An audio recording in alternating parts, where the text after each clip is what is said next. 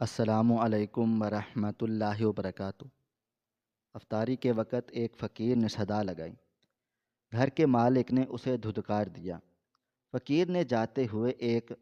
کالا سا سکہ دہلیز پر پھینک دیا اور غائب ہو گیا۔ مالک نے جب سکہ اٹھا کر صاف کیا تو وہ مغل بادشاہ جہانگیر کے دور کا نایاب سکہ نکلا۔ خوشی میں جب وہ اسے بیچنے گیا تو سونار نے سکہ دیکھتے ہی پولیس کو فون کر دیا، کیونکہ اس سکے پر ایک ایسی بددعا کندہ تھی کہ شہر کے سب سے پوش اور مہنگے ترین علاقے میں واقع حارث کی وہ پرشکوہ اور فلک بوس حویلی آج بھی عجیب سی منافقت اور تم تراک کا منظر پیش کر رہی تھی، جہاں رمضان المبارک کے اس بابرکت مہینے میں افطاری کا ایک انتہائی شاہانہ اور پرتعیش دسترخوان سجایا گیا تھا۔ حویلی کے وسیع و عریض اور سرسبز لان میں بچھے ہوئے قیمتی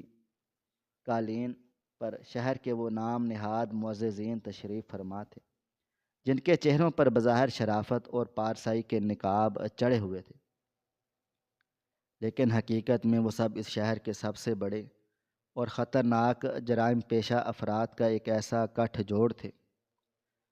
جن کے ہاتھ غریبوں کے خون اور کالے دھن سے رنگے ہوئے تھے۔ ان میں بین الاقوامی سطح کے اسمگلر، غیر قانونی ہتھیاروں کے سوداگر اور منی لانڈرنگ کے وہ ماسٹر مائنڈ شامل تھے، جو حارث کے اس افطار ڈنر کی آڑ میں اپنی اگلی کروڑوں روپے کی غیر قانونی ڈیلز فائنل کرنے کے لیے جمع ہوئے تھے۔ دسترخوان پر دنیا جہاں کی نعمتیں اور درجنوں اقسام کے ایسے نایاب اور مہنگے کھانے سجے ہوئے تھے، جن کی خوشبو سے پوری حویلی کی فضا مہک رہی تھی، لیکن اس تمام تر رزق اور فراوانی کے باوجود وہاں موجود کسی بھی شخص کے دل میں خدا کا خوف یا کسی غریب کا احساس تک نہیں تھا۔ حارث، جو کہ اس پورے کالے نیٹ ورک کا سرغنہ اور اس حویلی کا مغرور مالک تھا، وہ دسترخوان کے بالکل سرے پر ایک شاہانہ کرسی پر براجمان تھا اور انتہائی تکبر اور رعونت کے ساتھ اپنے مہمانوں کو ہدایات دے رہا تھا۔ اس کے چہرے پر ایک ایسی فرونیت اور دولت کا ایسا اندھا نشہ طاری تھا، جسے دیکھ کر یوں محسوس ہوتا تھا جیسے وہ خود کو اس دنیا کا خدا سمجھ بیٹھا ہو، اور اسے اس بات کا مکمل یقین ہو کہ اس کی بے پناہ دولت اور طاقت کے سامنے موت اور مکافات عمل جیسی چیزیں کوئی معنی نہیں رکھتی۔ اور وہ اپنے ساتھیوں کے ساتھ کہکہے لگا رہا تھا، اور ان مسکراتے ہوئے چہروں کے پیچھے وہ بھیانک اور خونی منصوبے بن رہے تھے، جن کی بھینٹ اس شہر کے نہ جانے کتنے ہی معصوم بے گناہ لوگوں نے چڑھنا تھا۔ منافقت کی یہ محفل اپنے عروج پر تھی، اور سورج مغرب کی وادیوں میں اترتے ہوئے اس حویلی کی اونچی اور آہنی دیواروں پر اپنے آخری اور اداس سائے ڈال رہا تھا۔ سورج کے غروب ہونے اور افطاری کے وقت میں محض چند ہی لمحات باقی رہ گئے تھے کہ اچانک حویلی کے ان بلند و بالا اور انتہائی مضبوط آہنی دروازے کے باہر ایک ایسا وجود نمودار ہوا، جس کی خستہ حالی اور بے بسی اس حویلی کے غرور سے بالکل متصادم تھی۔ یہ ایک انتہائی میلا کچیلا اور بوڑھا فقیر تھا، جس کے جسم پر موجود کپڑے چیتھڑوں میں تبدیل ہو چکے تھے، اور اس کے پیروں میں جوتے تک نہیں تھے۔ اس کے چہرے پر پڑی ہوئی گہری جھریاں اور اس کی گرد آلود رنگت اس بات کی گواہی دے رہی تھی کہ اس نے اپنی پوری زندگی سڑکوں کی خاک چھانتے اور در در کی ٹھوکریں کھاتے ہوئے گزاری ہے۔ اس کی کمر عمر اور حالات کے بوجھ سے جھک چکی تھی، لیکن اس کی ان گہری اور دھنسی ہوئی آنکھوں میں ایک عجیب سی پر اسرار چمک اور ایک ایسا ٹھہراؤ تھا جو کسی عام بھکاری میں ہرگز نہیں ہو سکتا۔ اس حویلی کے دروازے پر پہرا دینے والے مسلح اور وحشی گارڈ نے جب اس فقیر کو اپنے قریب آتے ہوئے دیکھا تو انہوں نے اپنی بندوقیں سیدھی کر لیں اور انتہائی حقارت اور غصے سے اسے وہاں سے دفع ہو جانے کا حکم دیا۔ گارڈز اسے دھکا دیے دے ہوئے اور گالیاں بکتے ہوئے کہا کہ یہ کسی غریب خانے کا دروازہ نہیں بلکہ شہر کے سب سے بڑے سیٹھ حارث کی حویلی ہے، اور یہاں اس جیسے غلیظ اور بدبودار بھیکاریوں کا کوئی کام نہیں۔ لیکن ان گارڈز کی تمام تر سختیوں، دھکوں اور گالیوں کے باوجود وہ فقیر اپنی جگہ سے ایک انچ بھی پیچھے نہیں ہٹا۔ اس نے اپنے دونوں کانپتے ہوئے ہاتھ آسمان کی طرف اٹھائے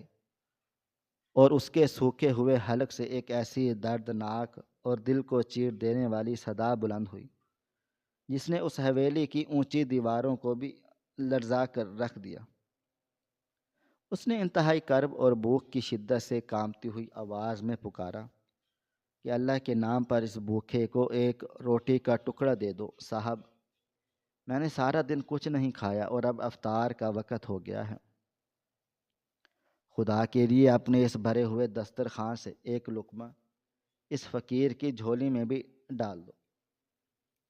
اس کی یہ صدا اتنی گہری اور اتنی گونجدار تھی کہ وہ سیدھی حویلی سے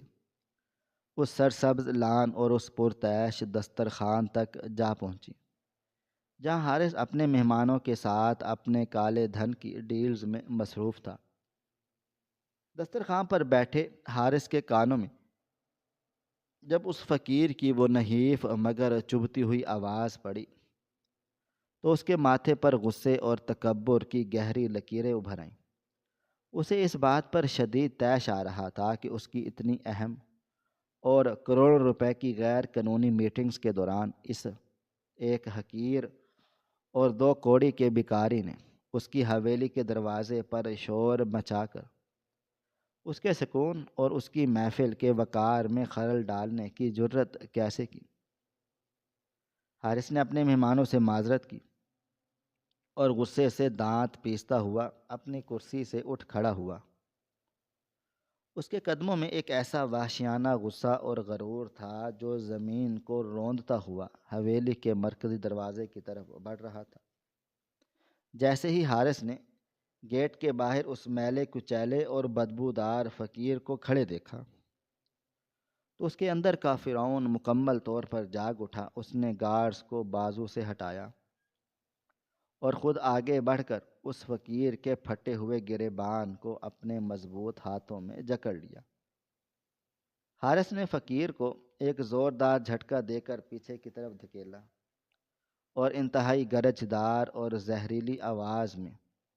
اس پر گالیوں کی بوچھاڑ کرتے ہوئے کہا کہ تیری اتنی جرت کیسے ہوئی کہ تو میرے اس پاک اور شاہانہ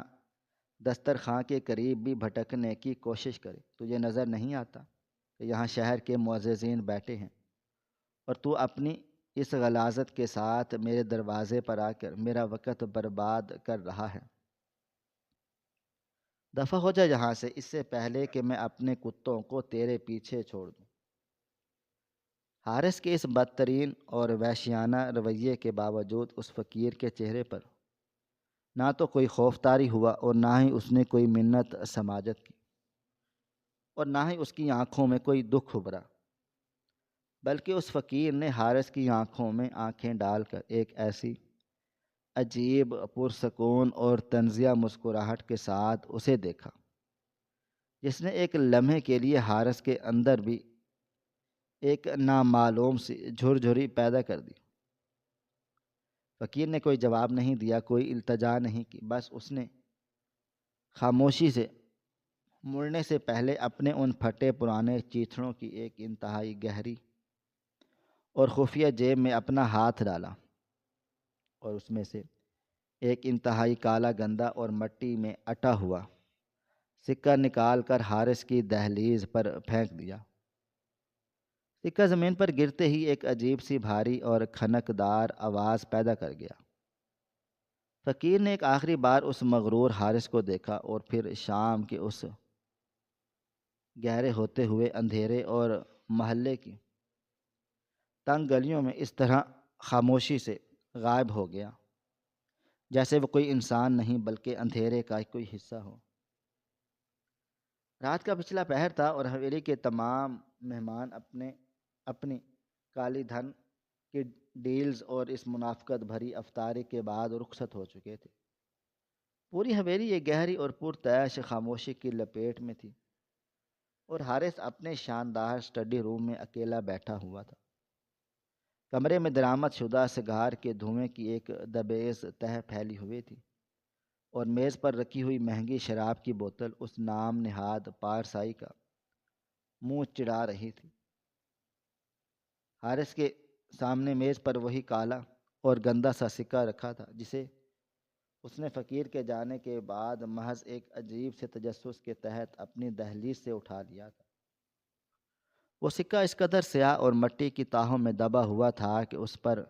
بنی ہوئی کوئی بھی چیز واضح نہیں تھی۔ حارث، جو کہ نواردات اور پرانی چیزوں کی بین الاقوامی سمگلنگ کا ایک بہت بڑا اور ماہر کھلاڑی تھا، اسے اس سکے کی بھاری پن اور اس کی دھات کی ساخت میں کچھ غیر معمولی سا محسوس ہو رہا تھا۔ اس نے اپنی میز کی دراز سے اس نواردات کو صاف کرنے کے لیے ایک انتہائی تیز اور مخصوص کیمیکل محلول نکالا، اور روئی کے ایک ٹکڑے کو اس محلول میں بھگو کر انتہائی احتیاط کے ساتھ اس کالے سکے کی سطح کو رگڑنا شروع کر دیا۔ جیسے جیسے وہ کیمیکل اس سکے کی صدیوں پرانی سیاہی اور میل کچیل کو کاٹتا جا رہا تھا، ویسے ویسے اس کے سکے کے اندر ایک ایسی خالص اور چمکدار دھات ابھر کر سامنے آ رہی تھی جس نے حارث کی آنکھوں کو خیرہ کر دیا تھا۔ سیاہی کے مکمل ہونے طور پر صاف ہونے کے بعد جب حارث نے اس سکے کو اپنے ہاتھ میں لیا اور میگنیفائنگ گلاس کے ذریعے اس کا بغور جائزہ لیا، تو اس کی آنکھیں اس کے سینے میں ہی اٹک کر رہ گئی، اور اس کی آنکھیں حیرت اور بے پناہ ہوس سے پوری طرح پھیل گئیں۔ یہ کوئی عام سکہ یا کسی فقیر کی دی ہوئی بھیک نہیں تھی، بلکہ یہ ایک مغل بادشاہ جہانگیر کے دور کا وہ انتہائی نایاب، گم شدہ اور تاریخی طلائی سکہ تھا، جس کے بارے میں انٹرنیشنل بلیک مارکیٹ اور اساتذہ قدیمہ کے ماہرین کا خیال تھا کہ وہ صدیوں پہلے کسی جنگل میں ہمیشہ کے لیے ضائع ہو چکا ہے۔ اس سکے کے بالکل درمیان میں بادشاہ جہانگیر کی وہ مخصوص اور شاہی مہر انتہائی باریک اور نفیس نقش و نگار کے ساتھ کندہ تھی، جس کی قیمت آج کی اس جدید بین الاقوامی سمگلنگ کی دنیا میں کروڑوں روپے سے بھی تجاوز کر چکی تھی۔ حارث کا دل و دماغ اس ناقابل یقین دولت کو دیکھ کر پاگل ہونے لگا تھا۔ اس کا رگ و پے ایک ایسی وحشیانہ ہوس اور لالچ کے نشے میں ڈوب گیا تھا جس نے اسے یہ سوچنے کی مہلت ہی نہیں دی تھی کہ ایک سڑک چھاپ اور میلے کچیلے فقیر کے پاس اتنا نایاب اور کروڑ روپے مالیت کا یہ شاہی سکہ کہاں سے آ سکتا ہے۔ حارث کی آنکھوں کے سامنے اس ایک سکے کی بدولت اپنی دولت کے انبار کو مزید اونچا کرنے اور انڈر ورلڈ کا بے تاج بادشاہ بننے کے خواب ناچنے لگے۔ وہ رات بھر اس سکے کو اپنی مٹھی میں بھینچے اپنی اس غیر متوقع اور عظیم الشان خوش قسمتی پر کہکے لگاتا رہا، اور صبح ہونے کا بے صبری سے انتظار کرتا رہا تاکہ وہ اس سکے کو بیچ کر اپنا ایک اور نیا اور خوفناک راج قائم کر سکے۔ اگر صبح کا سورج ابھی پوری طرح سے طلوع بھی نہیں ہوا تھا، اور شہر کی سڑکوں پر دھند اور صبح کی خنکی کا راج تھا، جب حارث اپنی مہنگی ترین بلٹ پروف گاڑی میں سوار ہو کر شہر کے سب سے پرانے اور گنجان آباد علاقے کی ان تنگ و تاریک گلیوں کی طرف نکل پڑا جہاں صرافہ بازار کے بیچوں بیچ سیٹھ داؤد کی جیولری شاپ تھی۔ سیٹھ داؤد بظاہر تو سونے چاندی کا ایک عام سا اور خاندانی سنار تھا، لیکن حقیقت میں وہ اس پورے ملک کے مافیا کا سب سے بڑا ڈیلر، بلیک مارکیٹ کا بادشاہ اور حارث کے ان کالے دھندوں اور سمگلنگ کے نیٹ ورک کا سب سے اہم اور بھروسے مند ساتھی تھا۔ حارث گاڑی سے اتر کر انتہائی پھرتی اور احتیاط کے ساتھ داؤد کی دکان میں داخل ہوا اور سیدھا اس دکان کے پچھلے حصے میں موجود اس انتہائی خفیہ اور ساؤنڈ پروف کمرے میں چلا گیا جہاں صرف انڈر ورلڈ کے بڑے باسز کو جاننے کی دعوت تھی۔ داؤد جو اپنی تجوریوں کا حساب کتاب کر رہا تھا، حارث کو اتنی صبح اور اتنی بے قراری کے عالم میں دیکھ کر حیران رہ گیا۔ حارث نے بغیر کوئی بات کیے اور انتہائی غرور اور فاتحانہ انداز میں اپنی جیب سے وہ چمکتا ہوا شاہی سکہ نکالا اور داؤد کی میز پر پھینک دیا۔ حارث نے داؤد کو مخاطب کرتے ہوئے کہا، اسے غور سے دیکھو داؤد، یہ وہ چیز ہے جو ہمیں راتوں رات اس شہر کا بادشاہ بنا دے گی۔ مجھے کسی بھی قیمت پر اس سکے کی ڈیل آج اور ابھی چاہیے، چاہے اس کے لیے تمہیں کسی بھی انٹرنیشنل مافیا سے رابطہ کرنا پڑے۔ داؤد نے حارث کی اس پرجوش اور پاگل پن سے بھری ہوئی حالت کو دیکھا اور پھر خاموشی سے اس سکے کو اپنے ہاتھ میں اٹھا لیا۔ اس نے اپنی آنکھ پر سناروں والا وہ مخصوص اور انتہائی طاقتور عدسہ لگایا اور میز پر لگے ہوئے تیز بلب کی روشنی میں اس سکے کی ساخت، اس کی دھات اور اس پر بنی ہوئی مغلوں کی مہر کا انتہائی باریک بینی سے جائزہ لینا شروع کر دیا۔ دکان کے اس خفیہ کمرے میں ایک ایسا گہرا اور پر اسرار سسپنس چھا گیا تھا کہ صرف گھڑی کی ٹک ٹک اور ان دونوں کی سانسوں کی آوازیں سنائی دے رہی تھیں۔ داؤد کی نظریں سکے کے اگلے حصے سے ہوتے ہوئے جب اس کی پشت پر گئی تو اچانک اس کے ہاتھ اس طرح بری طرح کانپنے لگے تھے جیسے اسے کوئی شدید برقی جھٹکا لگا ہو۔ اس کے چہرے کا رنگ ایک لمحے میں ہلدی کی طرح زرد پڑ گیا اور اس کے ماتھے پر سردیوں کی اس صبح میں بھی پسینے کے موٹے موٹے قطرے چمکنے لگ گئے تھے۔ اس کا حلق اس قدر خشک ہو گیا تھا کہ اس سے تھوک تک نہیں نگلا جا رہا تھا۔ داؤد نے اس عدسے کے ذریعے سکے کے پچھلے حصے پر ایک انتہائی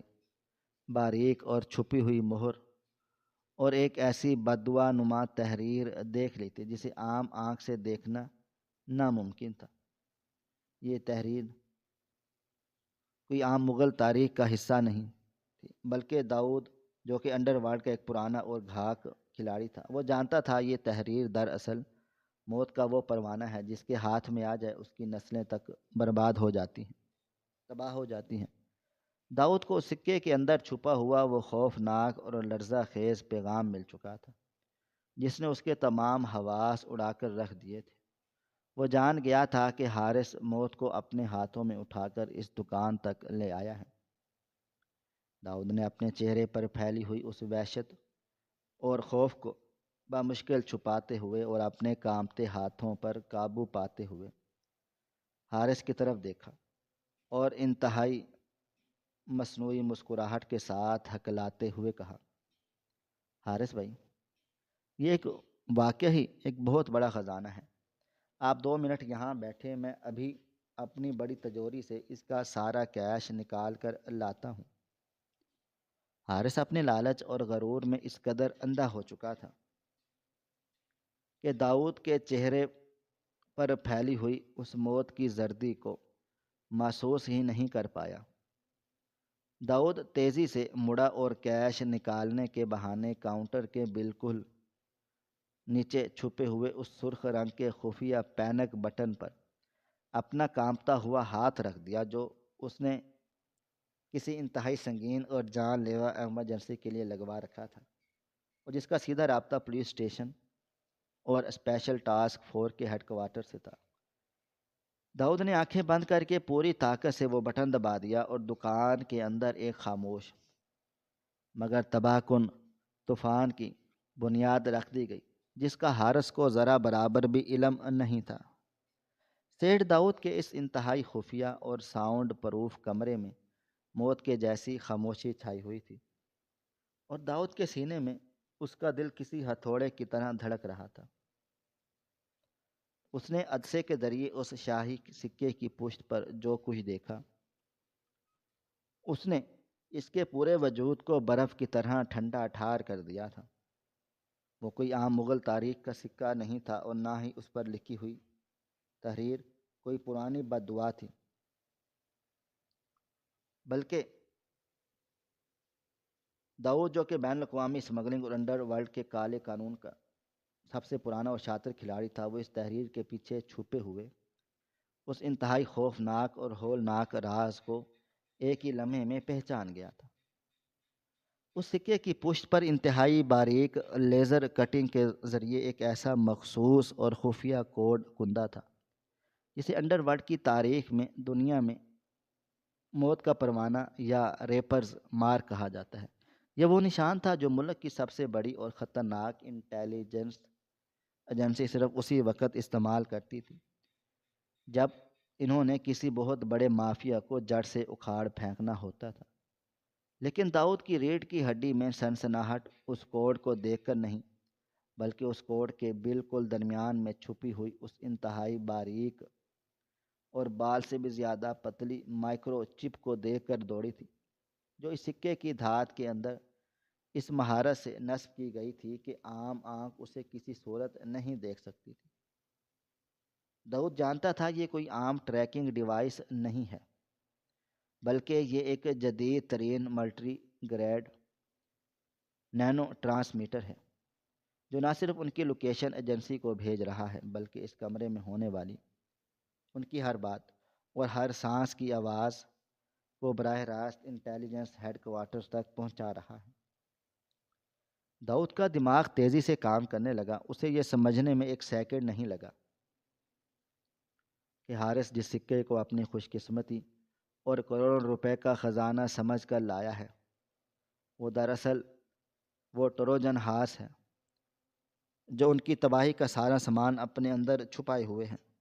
داؤد جانتا تھا کہ ایجنسی کو ان کی لوکیشن مل چکی ہے، اور اگر اس وقت حارث کا ساتھ دیا، اس سکے کو چھپانے کی کوشش کی،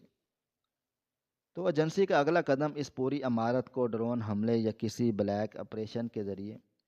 زمین بوس کرنا ہوگا۔ انڈر ورلڈ کا سب سے بڑا اصول یہی ہے کہ جب موت سر پر کھڑی ہو تو وفاداری اور دوستی کے سارے دعوے ریت کی دیوار ثابت ہوتے ہیں۔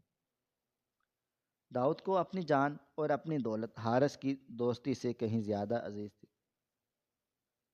اس نے اسی لمحے یہ فیصلہ کر لیا کہ اس کی بقا صرف اور صرف اس بات میں ہے کہ وہ حارث کو ایمر ایجنسی کے حوالے کر دے اور خود کو ایک سرکاری مخبر ثابت کر کے اپنی جان بچا لے۔ اس لیے اس نے انتہائی مکاری اور ہوشیاری کے ساتھ اپنے ماتھے کا پسینہ صاف کیا اور حارث کی طرف دیکھ کر مسکراتے ہوئے اسے کیش لانے کا جھوٹا دلاسا دیا، اور کاؤنٹر کے نیچے لگا ہوا وہ خفیہ پینک بٹن دبا دیا جس کا سیدھا کنیکشن اسپیشل ٹاسک فورس کے اس مانیٹرنگ روم سے تھا جہاں پچھلی رات سے اس پورے آپریشن کی نگرانی کی جا رہی تھی۔ داؤد نے بٹن دباتے ہی ایک لمبا سانس لیا اور کاؤنٹر کے پیچھے چھپ کر بیٹھ گیا، جبکہ حارث کمرے کے وسط میں رکھی ہوئی اس مہنگی لیدر کی کرسی پر ٹانگ رکھے انتہائی غرور اور تکبر کے ساتھ سگار کا دھواں اڑاتا ہوا اپنے ان خوابوں میں گمسم تھا جہاں وہ اس سکے کی دولت سے اپنا ایک نیا اور ناقابل تسخیر کالا سامراج کھڑا کرنے والا تھا۔ اسے ذرا برابر بھی اس بات کا گمان نہیں تھا کہ اس کا سب سے قریبی اور بھروسے مند ساتھی چند لمحے پہلے اس کی موت کے کاغذات پر دستخط کر چکا ہے، اور اب اس کی الٹی گنتی شروع ہو گئی ہے۔ ابھی داؤد کو وہ پینک بٹن دبائے بامشکل چند ہی منٹ گزرے ہوں گے کہ صرافہ بازار کے اس گنجان اور تنگ علاقے کی فضا اچانک ہیلی کاپٹروں کی کان پھاڑ دینے والی گڑگڑاہٹ اور درجنوں پولیس سائرن کی فلک شگاف آوازوں سے گونج اٹھی۔ حارث نے اپنے سگار کا کش لیتے ہوئے ابھی ان آوازوں پر کان دھرے ہی تھے کہ داؤد کی اس دکان کا وہ انتہائی مضبوط اور بلڈ پروف آہنی دروازہ ایک زوردار اور لرزہ خیز دھماکے سے ٹوٹ کر گرا، جیسے کسی نے اس پر میزائل داغ دیا ہو۔ دھماکے کی شدت اتنی زیادہ تھی کہ کمرے کے شیشے کرچی کرچی ہو کر پورے فرش پر بکھر گئے، اور بارود کے دھوئیں اور دھول نے پورے کمرے کو اپنی لپیٹ میں لے لیا۔ اس سے پہلے کہ حارث اپنی کرسی سے اٹھ پاتا یا اپنے دفاع میں اپنی جیب سے پستول نکالنے کی کوشش کرتا، بلٹ پروف جیکٹس، جدید ترین خودکار ہتھیاروں اور نائٹ ویژن چشموں سے لیس اسپیشل ٹاسک فورس کے درجنوں کمانڈوز کسی سیلاب کی طرح خفیہ کمرے میں داخل ہو چکے تھے۔ ان کی بندوقوں پر لگی ہوئی درجنوں سرخ لیزر لائٹس اس وقت سیدھی حارث کے سینے اور ماتھے پر ناچ رہی تھی۔ کمانڈوز نے انتہائی پھرتی اور پیشہ ورانہ مہارت کے ساتھ حارث کو چاروں طرف سے گھیرے میں لیا،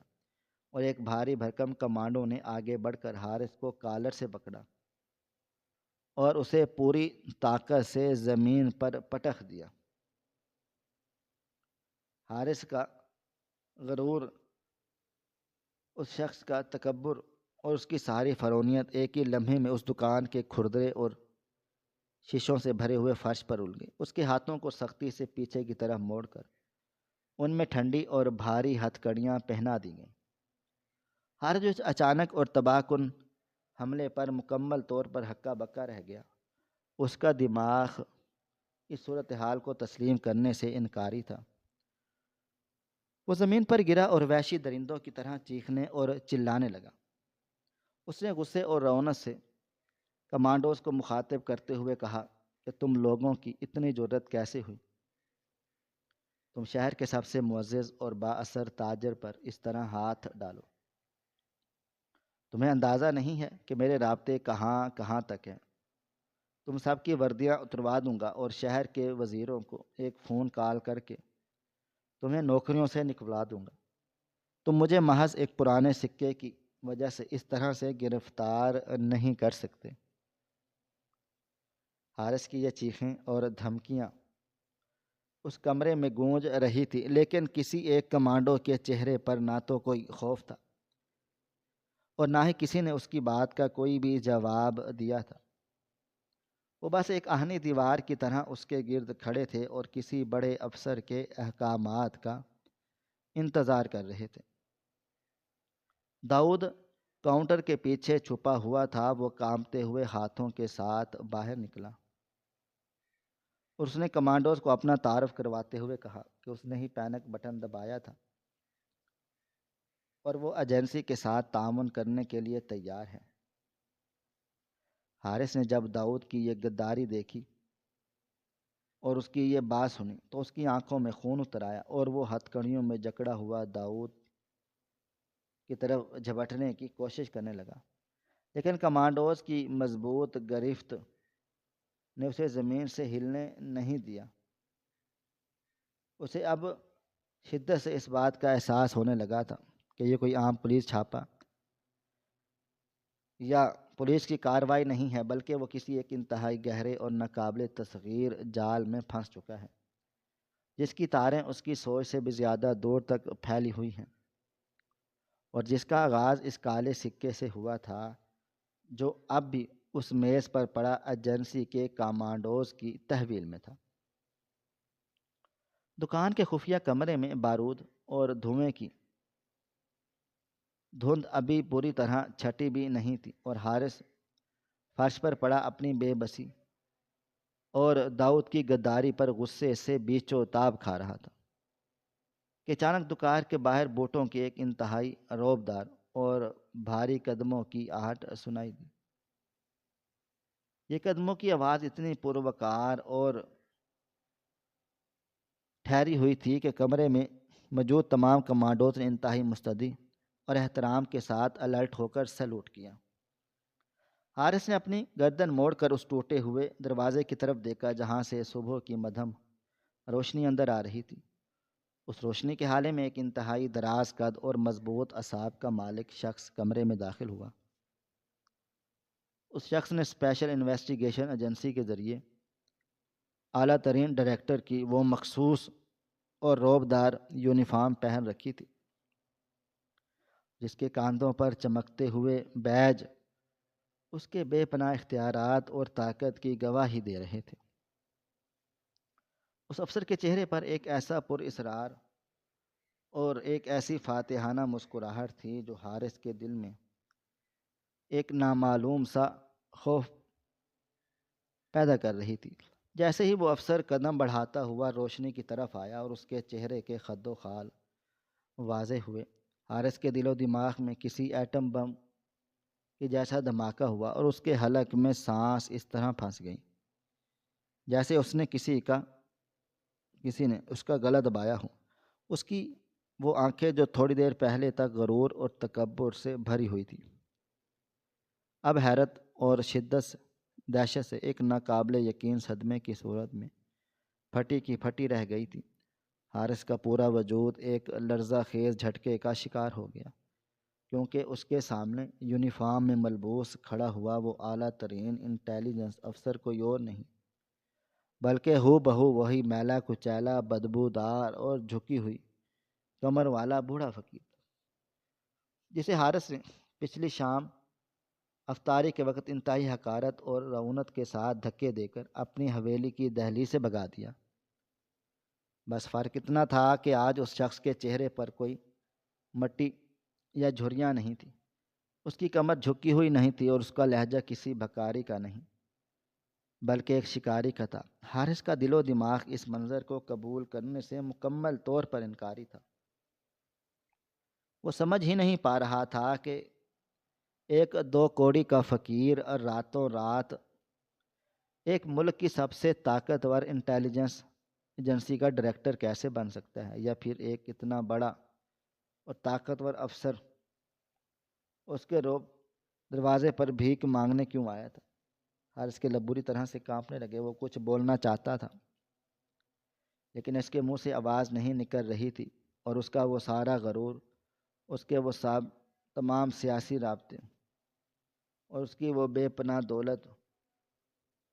جو کل تک اس کا غرور تھی، آج اس ایک چہرے کو دیکھ کر خاک میں مل چکی۔ افسر نے انتہائی پرسکون اور سست قدموں کے ساتھ چلتے ہوئے اس میز کے پاس آ کر اپنا رکوع کیا جہاں وہ کالا سکہ پڑا تھا۔ اس نے اپنے دستانے والی انگلیوں سے اس سکے کو اٹھایا اور اسے ہوا میں اچھالتے ہوئے حارث کے بالکل سامنے آ کر کھڑا کیا، اور اس کی گردن دہشت زدہ آنکھوں میں آنکھیں ڈال کر اسے وہ مسکراہٹ دی جو اس نے پچھلی شام اسے دھکے کھاتے وقت دی تھی۔ اس انٹیلیجنس افسر کی وہ پر اسرار مسکراہٹ حارث کے دل میں کسی زہریلے خنجر کی طرح اتر رہی تھی۔ افسر نے اس شاہی سکے کو اپنی انگلیوں کے درمیان گھماتے ہوئے اپنی وہ انتہائی گہری اور پروقار آواز بلند کی جس میں اب کوئی فقیر نہ بے بسی تھی، بس ایک فاتح کی گونج تھی۔ اس نے حارث کی ان پھٹی ہوئی اور دہشت زدہ آنکھوں میں دیکھتے ہوئے کہا، حارث، تم جیسے مغرور اور دولت کے نشے میں اندھے درندے یہ سمجھتے ہیں کہ وہ اپنی اونچی دیواروں اور بلٹ پروف گاڑیوں کے پیچھے بیٹھ کر اس ملک کو دیمک کی طرح چاٹ لیں گے اور کوئی ان تک نہیں پہنچے گا۔ لیکن تم بھول گئے ہو کہ ہر فرعون کے لیے ایک موسیٰ ضرور پیدا ہوتا ہے۔ افسر نے اپنا رخ داؤد کی طرف کیا جو خوف سے کانپ رہا تھا، اور پھر واپس حارث کی طرف مڑ کر اس کی زندگی کا سب سے بھیانک راز کھولتے ہوئے کہا کہ میں پچھلے 6 مہینوں سے تمہاری اس پرشکوہ حویلی کے باہر اس گلی کی خاک چھان رہا تھا۔ میں نے ایک فقیر کا وہ غلیظ اور بدبودار لبادہ صرف اس لیے اوڑھا تھا تاکہ میں تمہارے اس گھناؤنے اور خون خوار چہرے کو بے نقاب کر سکوں جو تم نے ایک معزز تاجر کے روپ میں چھپا رکھا تھا۔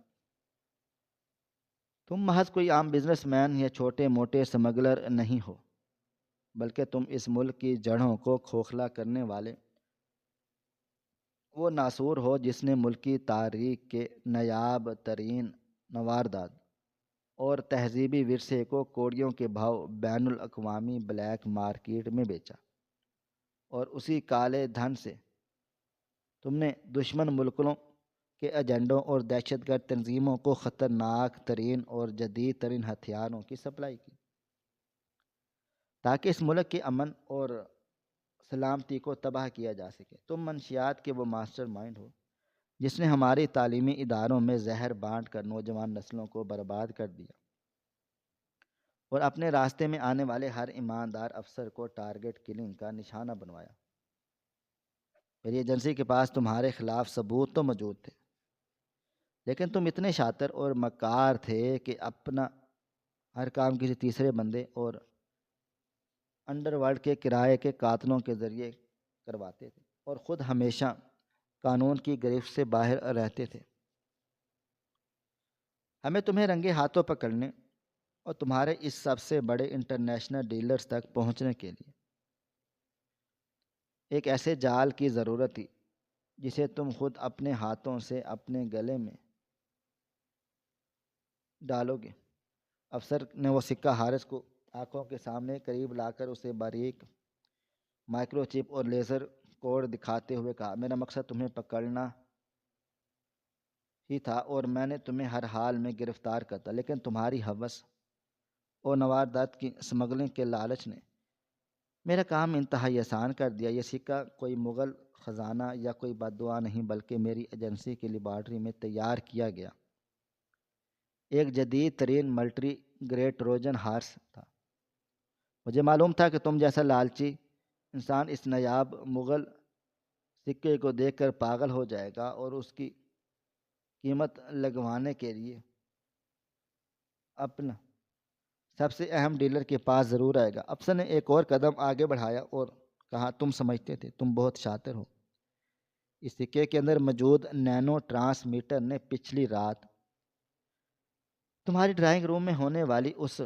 افطار پارٹی کی ایک ایک بات، تمہارے آنے والی غدارانہ ڈیلز کی آڈیو ریکارڈنگ اور تمہارے ان تمام انٹرنیشنل اسمگلر ساتھیوں کی تفصیلات براہ راست ہمارے ہیڈ کوارٹر تک پہنچا دی ہیں۔ داؤد پر تمہارا اندھا اعتماد تھا، لیکن اس سکے پر لکھے ہمارے ڈیتھ کوڈ نے اس کی روح فنا کر دی اور وہ خود تمہارا سب سے بڑا غدار بن گیا۔ تمہارے وہ تمام ساتھی جو کل رات افطار میں موجود تھے، وہ اس وقت ہمارے کمانڈوز کی تحویل میں ہیں،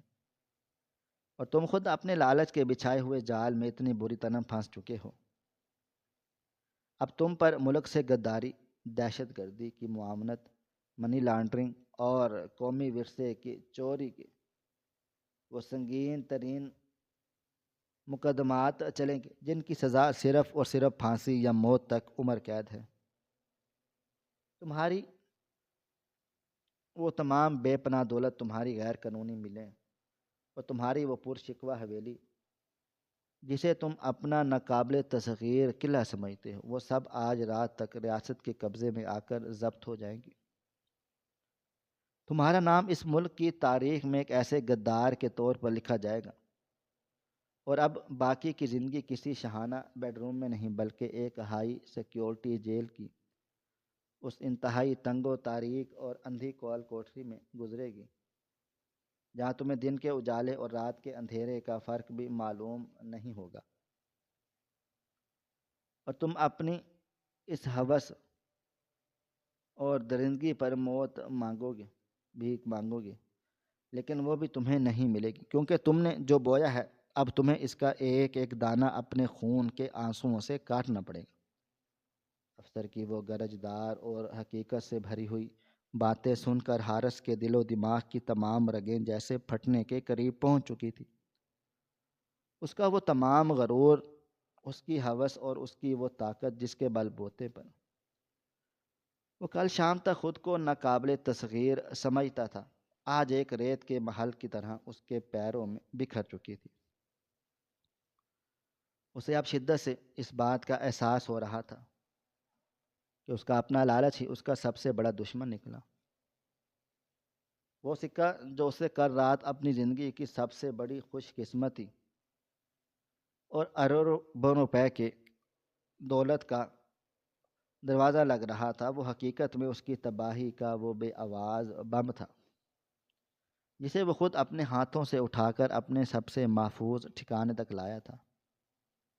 افسر نے اپنے کمانڈوز کو اشارہ کیا۔ دو مضبوط کمانڈوز نے آگے بڑھ کر حارث کو اس کے کالر سے پکڑا اور زمین سے اٹھا کر دکان کے اس ٹوٹے ہوئے دروازے کی طرف گھسیٹنا شروع کر دیا۔ حارث کے پیر اب زمین پر نہیں ٹک رہے تھے، اس کی ٹانگوں سے جان نکل چکی تھی، اس کا چہرہ کسی مردے کی طرح زرد پڑ چکا تھا۔ وہ خاموشی سے گھسیٹتا جا رہا تھا اور اس کی وہ دہشت زدہ اور کھوکھلی آنکھیں صرف اور صرف اس میز پر رکھے ہوئے اس کالے سکے کو دیکھ رہی تھی جو آج بھی اس کی اس تباہی پر مسکرا رہا تھا۔ دکان کے باہر کھڑی اس بختر بند گاڑی پولیس وین کا بھاری دروازہ کھلا اور حارث کو ایک مجرم، ایک ہارے ہوئے جواری کی طرح اس تاریک وین کے پچھلے حصے میں دھکا دے دیا گیا۔ وین کا آہنی دروازہ ایک زوردار خمدار آواز کے ساتھ بند ہو گیا، اور وہ آواز حارث کی آزادی اور اس کے غرور اور اس کی جھوٹی سلطنت کے تابوت میں ٹھوکی جانے والی آخری کیل ثابت ہوئی۔ وین کے سائرن واپس گونجے اور وہ قافلہ دھول اڑاتا ہوا اس صرافہ بازار سے نکل کر ایک نامعلوم اور تاریک منزل کی طرف روانہ ہو گیا۔ پیچھے اس دکان کے اس خاموش اور تباہ شدہ کمرے میں وہ انٹیلیجنس افسر اکیلا کھڑا تھا۔ اس نے میں سے وہ سکہ اٹھایا اور اسے اپنی جیب میں ڈالتے ہوئے گہرا سانس لیا۔ اس کی آنکھوں میں ایک ایسی طمانینت اور سکون تھا جو ایک طویل اور کامیاب جنگ جیتنے کے بعد آتا ہے۔ یہ انجام محض ایک مجرم کی گرفتاری نہیں تھی، بلکہ پوری انسانیت اور خاص طور پر ان مغرور انسانوں کے لیے ایک لرزہ خیز اور ابدی سبق تھا جو دولت اور طاقت کے نشے میں اندھے ہو کر خود کو زمین کا خدا سمجھنے لگتے ہیں۔ قدرت کا نظام وہ کتنا خاموش اور بے نیاز ہے کہ وہ فرعون کا غرور توڑنے کے لیے کسی بڑی فوج یا لاؤ لشکر کا محتاج نہیں ہوتا، بلکہ انسان کا اپنا لالچ اور اس کی ہوس ہی اس کی تباہی کا سب سے بڑا ہتھیار بن جاتی ہے۔ حارث، جس نے اپنے تجوریوں کو غریبوں کے خون اور کالے دھن سے بھرا تھا، اور یہ بھول گیا تھا کہ حرام کی بنیادوں پر کھڑی کی گئی عمارت بظاہر کتنی ہی فلک شگاف کیوں نہ ہو، اس کی حیثیت ریت کے اس کمزور ڈھیر سے زیادہ نہیں ہوتی جو مکافات عمل کے ایک ہلکے سے جھونکے سے زمین بوس ہو جاتی ہے۔ انسان کا تکبر اس کی آنکھوں پر ایسی دبیز اور سیاہ پٹی باندھ دیتا ہے کہ وہ موت کو خزانہ سمجھ کر خود اپنے سینے سے لگا لیتا ہے۔ وہ سکہ جو بظاہر ایک حقیر فقیر کی طرف سے پھینکا گیا دھات کا ٹکڑا تھا، جو اصل میں قدرت اور قانون کا بچھایا ہوا وہ جال تھا جس نے حارث کے باطن میں چھپی ہوئی ہوس کو باہر نکالا اور اسے سیدھا کے انجام تک پہنچا دیا۔ یہ بات اس بات کی اٹل اور زندہ دلیل ہے کہ جب کوئی ظالم اپنی طاقت کے ضم میں اخلاقیات کی حدیں پار کرتا ہے تو وہ دراصل اپنی ہی بربادی کے پروانے پر دستخط کر رہا ہوتا ہے۔ غرور کا سر ہمیشہ نیچا ہوتا ہے، اور جو انسان دوسروں کے لیے گڑھا کھودتا ہے یا معاشرے کو دیمک کی طرح چاٹتا ہے تو وقت کا پہیہ گھوم کر اسے ایک ایسی عبرتناک اور ذلت امیز کھائی میں گرا دیتا ہے کہ جہاں سے واپسی کا کوئی راستہ نہیں ہوتا، اور پیچھے صرف اور صرف پچھتاوے کی وہ راکھ باقی رہتی ہے جو رہتی دنیا تک آنے والی نسلوں کے لیے عبرت کا نشان بن کر گونجتی رہتی ہے۔ ناظرین، آپ کو ہماری آج کی کہانی کیسی لگی؟ کومنٹ باکس میں اپنی رائے کا اظہار ضرور کریں۔ مزید اس طرح کی سبق آموز کہانیاں سننے کے لیے ہماری ویڈیوز کو لائک کریں، شیئر کریں، اور ہمارے چینل ایس ایف سٹوریز کو ضرور سبسکرائب کر لیں۔ ملتے ہیں کل ایک نئی اور دلچسپ کہانی کے ساتھ، تب تک اپنا ڈھیر سارا خیال رکھیے گا۔ اللہ حافظ۔